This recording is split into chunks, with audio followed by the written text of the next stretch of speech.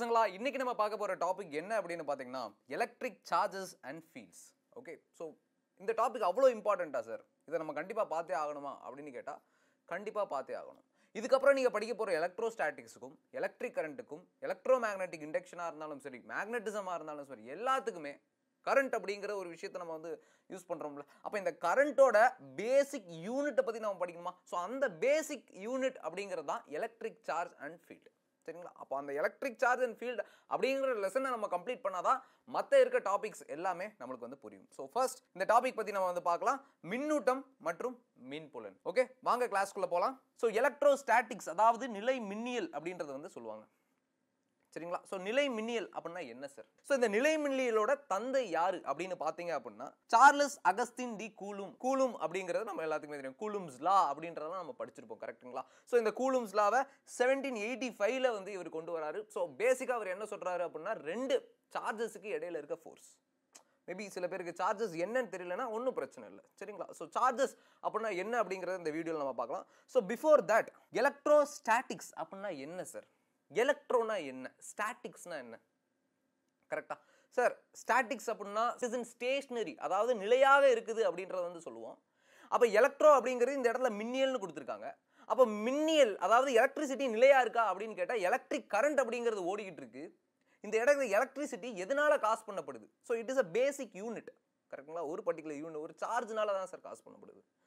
கரெக்டுங்களா? அப்போ அந்த சார்ஜ் நிலையாக இருக்கும்போது அது என்ன மாதிரி செயல்படுது, அது ரிலேட்டடா சில டாபிக்ஸையும் அதனால என்ன ஃபோர்ஸ் வந்து ஏற்படுது அப்படின்றத பற்றியும் இந்த கான்செப்ட்ல நம்ம பார்க்கலாம். ஸோ ஸ்டாட்டிக் அப்படின்னா என்ன அப்படின்னு பார்த்தீங்கன்னா எனிதிங் டஸ் நாட் மூவ், அதாவது டைமை பொறுத்து எது ஒன்று மூவ் பண்ணாமல் அதே இடத்துல இருக்கோ அதை தான் நம்ம ஸ்டாட்டிக் அப்படின்றத நம்ம வந்து சொல்கிறோம். சரிங்களா? அப்போ electrostatic deals with study of forces, fields and potential arising from static charges. So static charge அப்படின்றது நிலையாக இருக்கக்கூடிய மின்னணுக்களால் என்ன மாதிரி விளைவு வந்து உண்டாகுது அப்படின்றத வந்துட்டு இந்த வீடியோவில் நம்ம பார்க்கலாம். சரிங்களா? ஸோ அப்போ எலக்ட்ரோஸ்டாட்டிக்ஸ் என்ன அப்படிங்கிறது உங்களுக்கு பேசிக்காக தெரிஞ்சிருக்கும்.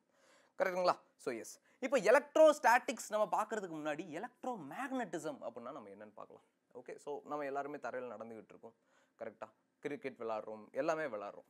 ஸோ ஒரு விஷயத்தை புரிஞ்சுக்கோங்க, நம்மளுக்கும் இன்னொரு ஆப்ஜெக்ட்டுக்கும் ஏதோ ஒரு இன்ட்ராக்ஷன் நடக்குது. கரெக்டாக? அப்போ இந்த இன்ட்ராக்ஷன் எப்படி நடக்குது, எதனால நடக்குது? சார் நான் சின்ன வயசில் படிச்சிருப்பேன், கெமிஸ்ட்ரியில் படிச்சிருப்பேன். என்ன படிச்சிருப்பேன் அப்படின்னா every object is made up of atoms அப்படிலாம் நான் படிச்சிருப்பேன். அப்போ அந்த ஆட்டமில் இருக்க பொருட்களுக்கும் என் உடம்புல இருக்க ஆட்டம்ஸில் இருக்க பொருட்களுக்கும் ஏதாவது ரிலேஷன் இருக்கா, ஏதாவது ஃபோர்ஸ், ஏதாவது ஒரு விசை நடந்துகிட்டு இருக்கா அப்படிங்கிறது இட் இஸ் எலக்ட்ரோ மேக்னட்டிசம். சரிங்களா? அப்போ electromagnetism it is a branch of physics that deals with electromagnetic force between electrically charged particles. அப்போ எப்போ ஒரு ஆப்ஜெக்டை நான் எலக்ட்ரிக்கலி சார்ஜ் அப்படின்னு நான் சொல்லுவேன். ஃபார் எக்ஸாம்பிள், இப்போ நான் ரெண்டு மேக்னெட்ஸ் எடுத்துக்கிறேன் சார். ரெண்டு மேக்னெட்ஸுக்கு நார்த் போல் சவுத் போல் அப்படின்னு சொல்லிட்டு ரெண்டு விஷயம் இருக்கு. அதே மாதிரி சார்ஜ் அப்படின்னு பார்த்துட்டோம் அப்படின்னா பாசிட்டிவ் சார்ஜ், நெகட்டிவ் சார்ஜ் அப்படின்றது இருக்கு. அப்போ எந்த ஒரு ஆப்ஜெக்ட்டுக்கு பாசிட்டிவ் சார்ஜ் அதிகமாக இருக்குமோ அதை பாசிட்டிவ்லி சார்ஜ்னு சொல்லிடுவோம். எந்த ஒரு ஆப்ஜெக்ட்டுக்கு நெகட்டிவ் சார்ஜ் அதிகமாக இருக்குமோ அதுக்கு நெகட்டிவ்லி சார்ஜ்னு சொல்லிடுவோம். அந்த இடத்துல நெகட்டிவ் சார்ஜ் வந்து இருக்கு அப்படின்னா அந்த இடத்துல பாசிட்டிவ் சார்ஜ் இல்லைன்றது அர்த்தம் இல்லை, ஒரு லிட்டில் அமௌண்ட் ஆஃப் இருக்கும். ஸோ எது அபெண்டன்ட்டாக இருக்கோ அதை வச்சு அது என்ன டைப் ஆஃப் சார்ஜ்டு பார்ட்டிகல் அப்படின்றது வந்து நம்ம சொல்லுவோம். சரிங்களா? அப்போ ரெண்டு சார்ஜ்டு பார்ட்டிகல்ஸுக்கு இடையில இருக்க இன்ட்ராக்ஷன் தான் நான் electromagnetism or electromagnetic force அப்படின்னு நான் சொல்கிறேன். சரிங்களா சார்? எலக்ட்ரோ ஸ்டாட்டிக்ஸ் பற்றி சொல்லிட்டு இருந்தீங்க, சம்மந்தமே இல்லாமல் இப்போ என்ன சார் எலக்ட்ரோ மேக்னட்டிசமுக்கு போயிட்டீங்க? Okay, so electromagnetism is a base. சரிங்களா? So it is a branch of physics. அப்போது இதில் வரது தான் என்ன அப்படின்னு பார்த்தீங்க அப்படின்னா எலக்ட்ரோஸ்டாட்டிக்ஸ் அண்ட் எலக்ட்ரோ டைனமிக்ஸ் அப்படின்னு சொல்லுவாங்க. ஸோ எலக்ட்ரோஸ்டாட்டிக்ஸ்ன்றது இப்போ பார்க்குற விஷயம். அப்போ எலக்ட்ரோஸ்டாட்டிக்ஸ் எதை பற்றி சொல்லுது சார்? சார்ஜ் ரெஸ்ட்டில் இருக்கும்போது அதை பற்றி நான் படிக்கிறேன். கரண்ட் அப்படிங்கிறது ஃப்ளோ அப்படிங்கிறது எனக்கு தெரியும், சின்ன வயசில் நான் படிச்சிருக்கேன். அப்போ ஃப்ளோ பண்ணிட்டு இருக்க ஒரு விஷயத்தை நான் எடுத்து பிடிச்சி நிற்க வச்சு, தம்பி நீ என்னப்பா, நீ எப்படிப்பா, நல்ல பையனா எப்படி அப்படின்றத நான் படிக்கிறேன்.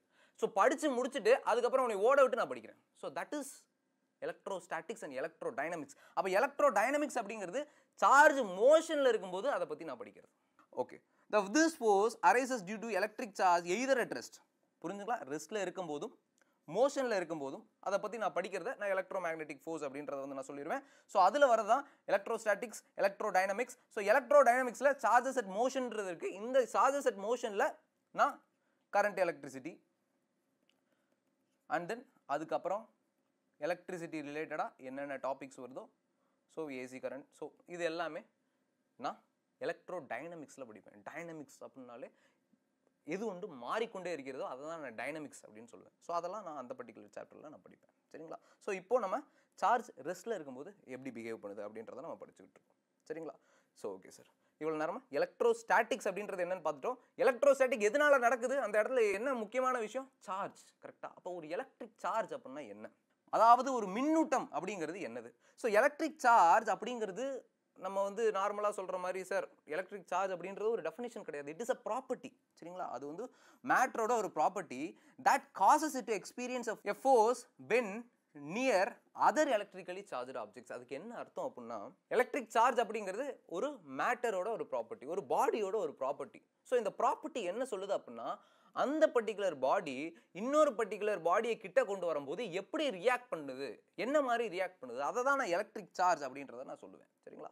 ஸோ இதை தேல்ஸ் அப்படிங்கிறவர் வந்துட்டு 600 பிசி, அரௌண்ட் 600 பிசியில் ஒரு சின்ன சில எக்ஸ்பெரிமெண்ட்ஸ் பண்ணி சில விஷயத்தை கண்டுபிடிக்கிறார். என்ன அப்படின்னு பார்த்தீங்கன்னா, அவர் ஒரு ஆம்பர் எடுத்துக்கிட்டார். சரிங்களா? அந்த ஆம்பரை என்ன பண்ணுறாரு அப்படின்னா, ஒரு உல் ஆர் சில்க் கிளாத் கூட ரப் பண்ணுறாரு. சரியா? ஸோ ரப் பண்ணிட்டு பார்க்கும்போது, ஸோ திஸ் இஸ் ஆம்பர். இங்கே பார்த்தீங்க அப்படின்னா இந்த ஆம்பர் அப்படிங்கிறது இருக்குது. ஸோ இது வந்து உல். ஸோ இதை ரப் பண்ணிட்டு ஏதாவது ஒரு லைட் ஆப்ஜெக்ட் கிட்ட கொண்டு போகும்போது அது வந்து அட்ராக்ட் பண்ணுது அப்படிங்கிறத வந்து கவனிக்கிறார். Okay, very nice. அப்போ இதுதான் அந்த ஃபோர்ஸை கொடுக்குது அப்படிங்கிறது வந்து அவருக்கு தெரிய வருது. ஸோ அதனால அவர் வந்து என்ன பண்ணுறாரு, the name electricity is coined from Greek word electron. புரிஞ்சா? அப்போ எலக்ட்ரிசிட்டி அப்படின்ற வேர்டு எங்கேருந்து வந்துச்சு அப்படின்னா எலக்ட்ரான் அப்படின்றது வந்துச்சு. சார் எலக்ட்ரான்னா என்ன, எலக்ட்ரான் டினோட்ஸ் ஆம்பர். புரிஞ்சுங்களா? ஸோ ஆம்பர்லேருந்து எலக்ட்ரான், ஆம்பர் இஸ் எலக்ட்ரான், அந்த எலக்ட்ரான்லேருந்து எலக்ட்ரிசிட்டி அப்படின்ற ஒரு பேர் வந்திருக்கு.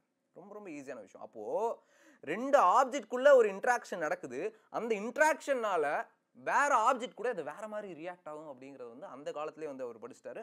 So it is called as electric charge. Sir இந்த எலக்ட்ரிக் சார்ஜ் அப்படின்னா என்ன, எங்கே தான் இருக்குது?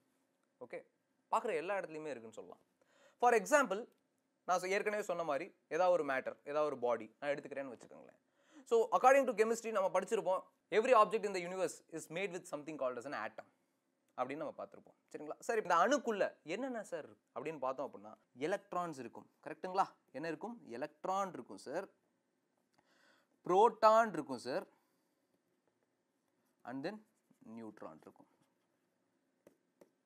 கரெக்டுங்களா? அப்போ எலக்ட்ரான், புரோட்டான், நியூட்ரான். அப்போ இந்த புரோட்டானும் நியூட்ரானும் நியூக்ளியரில் இருக்கும், எலக்ட்ரான் வெளியில் ஜாலியாக அப்படி சுற்றிக்கிட்டு இருக்கும். கரெக்டுங்களா? ஸோ சார்ஜ் எதுலேருந்து வருது அப்படின்னா, இந்த எலக்ட்ரான் எனக்கு நெகட்டிவ் சார்ஜை கொடுக்குது. Electron negative charge, proton positive charge, neutron is neutral. புரிஞ்சுங்களா? So negative charge is electron, proton is positive and neutron is neutral. புரிஞ்சுங்களா? சரி சார். சார் இதுக்கு முன்னாடி எலக்ட்ரிக்கலி சார்ஜ்டு பார்ட்டிகல்ஸ் அப்படின்னு நீங்கள் சொன்னீங்களே, அப்போது இது என்னதான் சார்ஜ்? அப்போ எலக்ட்ரிக்கலி சார்ஜ்டு பார்ட்டிகல்ஸ் நான் எப்படி சொல்லுவேன்? அப்போ எலக்ட்ரிக்கலி சார்ஜ்டு பார்ட்டிகல்ஸை ரெண்டாக பிரிக்கலாம். ஒன்று பாசிட்டிவ்லி சார்ஜ்டு பார்ட்டிகல்ஸ், இன்னொன்று நெகட்டிவ்லி சார்ஜ்டு பார்ட்டிகல்ஸ். எதை நீங்கள் பாசிட்டிவ்லி சார்ஜ்டுன்னு சொல்லுவீங்க, எதை நீங்கள் நெகட்டிவ்லி சார்ஜ்டுன்னு சொல்லுவீங்க? அப்போது எந்த ஒரு பாடியில் எனக்கு புரோட்டான்ஸ், அதாவது புரோட்டான்ஸ் அதிகமாக இருக்கும், புரோட்டான்ஸை நம்மளை என்ன சார்ஜில் டோனேட் பண்ணோம், பாசிட்டிவ் சார்ஜில் டோனேட் பண்ணோமா? அப்போ எந்த ஒரு பாடியில் புரோட்டானோட கவுண்ட் அதிகமாக இருக்கோ அதை நம்ம பாசிட்டிவ்லி சார்ஜ் அப்படின்னு நான் சொல்லலாம். சரிங்களா? அதுவே எலக்ட்ரான் அதிகமாக இருந்துச்சுன்னா அதை நான் நெகட்டிவ்லி சார்ஜ் அப்படின்னு சொல்லலாம். சார் ஓகே சார், இப்போது இவ்வளோ நேரம் இன்ட்ராக்ஷனை பற்றி பேசிக்கிட்டு இருந்தீங்களே, நான் மேக்னெட் பற்றி சொன்னேன், நார்த் போல் சவுத் போல் நான் சொல்கிறேன். அப்போ லைக் போல்ஸ், அதில் மேக்னெட்டில் வந்துட்டு நார்த்தும் வச்சா ரிப்பல் ஆகுன்றது தெரியும், சவுத்தும் வச்சா ரிப்பல் ஆகுன்றது எனக்கு தெரியும், நார்த்து வச்சா அட்ராக்ட் ஆகுன்றது எனக்கு தெரியும். கரெக்டுங்களா? அப்போ north and south attracts each other, which means unlike poles attract each other, like poles repel each other அப்படின்றத நம்ம பார்த்துட்டோம். சேம் கான்செப்ட் இங்கே. Positive ripple, negative ripple, positive negative attract. So இவ்வளோதான். சரிங்களா? ஓகே. அப்போ கான்செப்ட் ஆஃப் சார்ஜ், மின்னூட்டம் பற்றிய கருத்து. there are two types of forces between charges. ரெண்டு டைப்ஸ் ஆஃப் ஃபோர்ஸ் இருக்கு. One is attraction and one is repulsion. இவ்வளோதான் இருக்க முடியும். கரெக்டா? ஒன்று வெறுக்க முடியும், இல்லைனா வான்னு சேர்த்துக்க முடியும். வேற ஏதாச்சும் பண்ண முடியுமா? எதுவும் பண்ண முடியாது. கரெக்டுங்களா? ஓகே. அப்போ ஃபோர்ஸ் ஆஃப் அட்ராக்ஷன் எப்போ நடக்கும் அப்படின்னா, when there is a negative charge that is interacting with the positive charge, அதாவது பாசிட்டிவ் சார்ஜ் நெகட்டிவ் சார்ஜ் சேரும்போது எப்படி சேருது அப்படின்னா ரெண்டுத்துக்கும் இடையில அட்ராக்ஷன் அப்படிங்கிறது இருக்கு. ஸோ ஃபோர்ஸ் ஆஃப் அட்ராக்ஷன் எதனால வருது? நெகட்டிவ் பாசிட்டிவ் இருந்தா there will be a force of attraction. இதே ரிப்பல்ஷன் அப்படின்னு பார்த்துக்கிட்டோம் அப்படின்னா sir positive positive like charges, negative negative like charges. So இந்த கேஸில் there will be a repulsion. நீ வேணாம் விலகி போயிரு, நீ என்னைய மாதிரியே இருக்கு, என்னைய மாதிரி இருக்கு, நான் உன்னை வச்சு நான் என்ன பண்ணுறது? ஸோ அந்த மாதிரி விலகி போயிடும். புரிஞ்சுங்களா? ஓகே. ஸோ இதில் சின்ன எக்ஸாம்பிள்ஸ் கொடுத்துருக்கேன் பாருங்க. Okay, repulsion positive positive ripple ஆகுது, நெகட்டிவ் நெகட்டிவ் ரிப்பல் ஆகுது, பாசிட்டிவ் நெகட்டிவ் அட்ராக்ட் ஆகுது, அண்ட் நியூட்ரலாகவும் ஒரு சில பாடிஸ் வந்துட்டு இருக்குது. சரிங்களா? ஸோ இதை ரிலேட்டடாக காமனாக ஒரு எக்ஸ்பிளைன் பண்ணுவாங்க. சரிங்களா? அது என்ன எக்ஸ்பிளைன் பார்க்கலாம் பாருங்கள். ஒரு சில்க் த்ரெட்டில் கிளாஸ் ராடை வைக்கிறாங்க, கிளாஸ் ராடை அட்டாச் பண்ணுறாங்க, இன்னொரு கிளாஸ் ராடை எடுத்துக்கிறாங்க. சரிங்களா? ஸோ இந்த glass rod it is positively charge. எப்படி சார் இது பாசிட்டிவ் இது நெகட்டிவ்னு சொல்கிறீங்கன்னா கொஞ்ச நேரத்தில் நம்ம பார்க்கலாம். ஸோ இந்த இடத்துல கிளாஸ் ராட் அப்படிங்கிறது பாசிட்டிவ்லி சார்ஜ், இன்னொரு glass rod which is also positively charge. நம்ம ஏற்கனவே பார்த்துட்டோம் பாசிட்டிவ் பாசிட்டிவ் ரிப்பல் பண்ணும். அப்போ நான் அதை பக்கத்தில் கொண்டு போகிறேன், இதை நான் ஏன் தொங்க விடுறேன் அப்படின்னா ஈஸியாக மூவ் ஆகிறதுக்காக. ஓகே, பக்கத்தில் கொண்டு போகிறேன், அப்போ there is a force of repulsion. புரிஞ்சுங்களா? அப்போ ரிப்பல் ஆகுது, மூவ் ஆகி அந்த சைடு போயிடுது, அட்ராக்ட் ஆகலை. இதுவே ஒரு plastic rod, plastic is negatively charge. நான் ஏற்கனவே சொன்ன மாதிரி அடுத்து பார்க்கலாம் எது பாசிட்டிவ் எது நெகட்டிவ், எப்படி சார் கண்டுபிடிக்கிறீங்க அப்படிங்கிறத நம்ம பார்க்கலாம். ஸோ பிளாஸ்டிக் கொண்டு வரேன், நெகட்டிவ்லி சார்ஜ் கொண்டு போகிறேன், எனக்கு ரிப்பல் ஆகுது மறுபடியும். சார் அப்போது கிளாஸ் அப்படிங்கிறது பாசிட்டிவ், பிளாஸ்டிக் அப்படிங்கிறது நெகட்டிவ். அப்போ இது ரெண்டுத்தையும் நான் கிட்ட கொண்டு வந்தால் என்ன சார் நடக்கும் அப்படின்னு பார்த்தோம் அப்படின்னா அட்ராக்ஷன் அப்படிங்கிறது ஒன்று நடக்கும். கரெக்டாக? ஸோ அதான் கிளாஸ் ராடை ஹேங் பண்ணுறாங்க, பிளாஸ்டிக் ராடை கிட்ட கொண்டு வராங்க, so that there is an attraction. Okay, attraction அப்படிங்கிறது வந்து அந்த இடத்துல நடக்குது. சரிங்களா? சரி சார். இப்போ என்ன புரிஞ்சு அப்படின்னா ரெண்டு ஆப்ஜெக்ட்ஸுக்கு இடையில ஒரு அட்ராக்ஷன் இருக்குது அப்படின்ற போது அது எதை டினோட் பண்ணுது அப்படின்னா அந்த இடத்துல பாசிட்டிவ் சார்ஜ், இந்த இடத்துல negative charge, which means unlike charges இருக்குது. ஸோ அதனால தேர் இஸ் அன் அட்ராக்ஷன் அப்படிங்கிறத நம்ம பார்த்துட்டோம். புரிஞ்சுங்களா சார்? இதெல்லாம் என்ன மாதிரி ஆப்ஜெக்டில் நடக்குது? எல்லா ஆப்ஜெக்ட்லையுமே இது நடக்குமா அப்படின்னு கேட்டால் அதுதான் கிடையாது. ரெண்டு டைப்ஸ் ஆஃப் ஆப்ஜெக்ட் இருக்குது, ஏன் 3 டைப் ஆஃப் ஆப்ஜெக்ட் இருக்குன்னு சொல்லலாம். One is called as a conductor. Okay, based on conductivity நம்ம ஆப்ஜெக்ட்ஸை ஒரு 3 விஷயமா பிரிக்கலாம். கண்டக்டிவிட்டினா என்ன? எது ஒன்று தம் மூலியமாக கரண்ட்டை வந்து பாஸ் பண்ண விடுதோ அதுதான் கண்டக்டர் அப்படின்னு நம்ம சொல்லுவோம். ஃபார் எக்ஸாம்பிள் ஹீட் எடுத்துக்கிட்டோம் அப்படின்னா எது ஹீட்டை கண்டக்ட் பண்ணி இன்னொரு இடத்துக்கு கொண்டு போதா அதான் ஹீட்டோட கண்டக்டர் அப்படின்னு நான் சொல்லுவோம். இந்த இடத்துல எலக்ட்ரிக் கரண்ட் இருக்கிறதுனால கரண்ட் எது கண்டக்ட் பண்ணுதோ அதை கண்டக்டர்னு சொல்லுவோம். தன் வழியாக அதை போக விடுது அப்படின்னா அது கண்டக்டர். இன்சுலேட்டர் அப்படிங்கிறது தன் வழியாக போக விடாது. செமி கண்டக்டர் அப்படிங்கிறது it is between conductor and an insulator. புரிஞ்சுங்களா? அப்போ கண்டக்டர் அப்படின்னா என்னன்னு பார்க்கலாம். Those which allow electricity to pass through them easily are called as conductors. So they have electric charge, electron that are comparatively free to move inside the material. Metals, humans and animal bodies and earth are conductors. So நம்மளுமே சில நேரம் வந்து experience பண்ணியிருப்போம், சில நேரம் ஸ்விட்சில் கை வைக்கும்போது shock அடிக்கும். why? because we are a conductor. புரிஞ்சுங்களா? ஸோ இங்கே ஒரு சில கண்டக்டர்ஸ் நான் கொடுத்துருக்கேன் பாருங்க. Okay, so this is a copper wire, graphite, okay, silver, water, gold. So this are all conductors. இதெல்லாம் வந்து கடத்திகள் அப்படின்னு சொல்லுவாங்க. சார் இதெல்லாம் ஏன் கடத்துது, ஏன் கரண்ட்டை கடத்துது அப்படின்னு பார்த்தோம் அப்படின்னா இதில் ஒரு விஷயம் இருக்குது, ஃப்ரீ எலக்ட்ரான்ஸ் அப்படின்னு சொல்லிட்டு ஒரு சில விஷயங்கள் இருக்குது. ஸோ இந்த கீழே இருக்க டயக்ராம் பாருங்க. Okay, so this is a conductor. சரிங்களா? ஸோ அதுக்குள்ளே இந்த எலக்ட்ரான்ஸ் என்ன ஆகிட்டு இருக்கும் அப்படின்னா ஃப்ரீயாக அப்படி மூவ் ஆகிட்டு இருக்கும், ஃப்ரீயாக அப்படி மூவ் ஆகிட்டு இருக்கும். ஸோ நான் எப்போ ஒரு சோர்ஸ் ஆஃப் பொட்டன்ஷியல் டிஃப்ரென்ஸ் கொண்டு வரணும் அந்த டைம் அந்த எலக்ட்ரான்லாம் ஒரு திசையை நோக்கி போகும். ஸோ அதனால தான் எனக்கு எலக்ட்ரிக் கரண்ட் அப்படின்றது ப்ரொடியூஸ் ஆகுது. புரிஞ்சுங்களா? ஸோ இதுதான் கண்டக்டர். அப்போ கண்டக்டரில் எனக்கு இந்த எலக்ட்ரோஸ்டாட்டிக் ஃபோர்ஸ் அப்படின்றது இருக்குமா அப்படின்னு கேட்டால் இருக்காது. அது ஏன் அப்படின்றத இப்போ பார்க்கலாம்.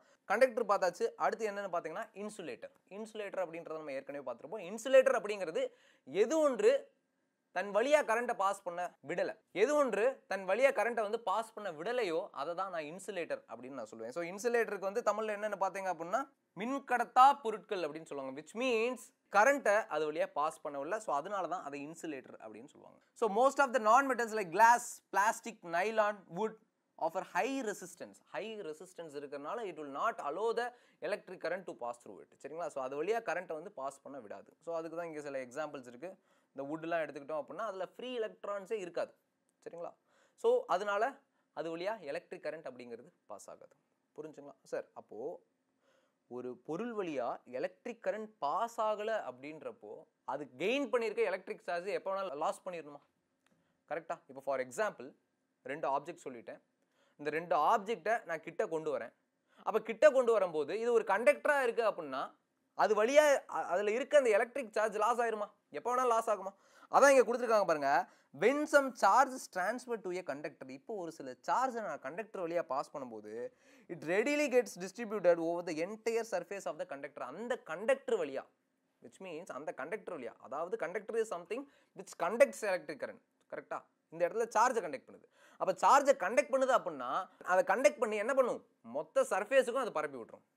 கரெக்டா? அப்போ அந்த ஒரு பர்டிகுலர் சர்ஃபேஸில் எனக்கு டிசைர்டான ரிசல்ட் வந்து கிடைக்காது. இதுவே நான் இன்சுலேட்டர்ஸ் அப்படின்றத எடுத்துக்கிட்டேன் அப்படின்னா இது கண்டக்டே பண்ணாது.